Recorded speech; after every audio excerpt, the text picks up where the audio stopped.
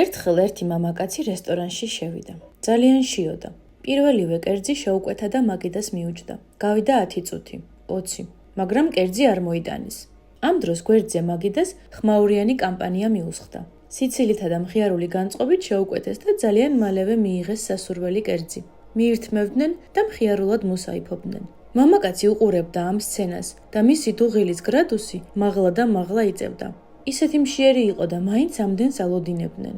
ამ ხალხს კი ეგრევე მოუტანეს. ხანგრძლივი შინაგანი მძინვარების შემდეგ კაცმა მიმტანი მოიხმო და ყველაფერი გამოთქვა, რასაც გრძნობდა. მიმტანმა მშვიდად მოусმინა და უპასუხა: იცით, ამ ახალგაზრდებმა ძალიან მარტივი კერძი შეუკვეთეს.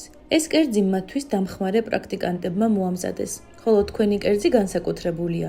მეტი დრო სჭირდება და მას თავად შეფ-პოვარი ამზადებს. მერწმუნეთ, იმედი არ გაგიცრუვდებათ.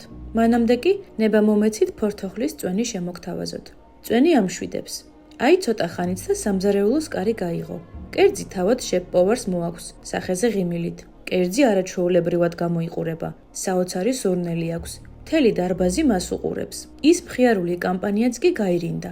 აქ კი მამაკაცმა შეფ-პოვარი იცნო. ის მისი დიდი ხნის უნახავი ბავშვობის მეგობარი აღმოჩნდა. მან მაქსიმუმი გააკეთა, რათა ძველი მეგობრისთვის ესიამოვნებინა. ხშირად ღმერთზე ვბრაზობთ. ვატრიალებთ თავში 1000 გვარ ფიქრსა და უკმაყოფილებას. ეს როგორ? ღმერთი ამას ეხმარება, იმას ეხმარება. მე კი დამივიწყა.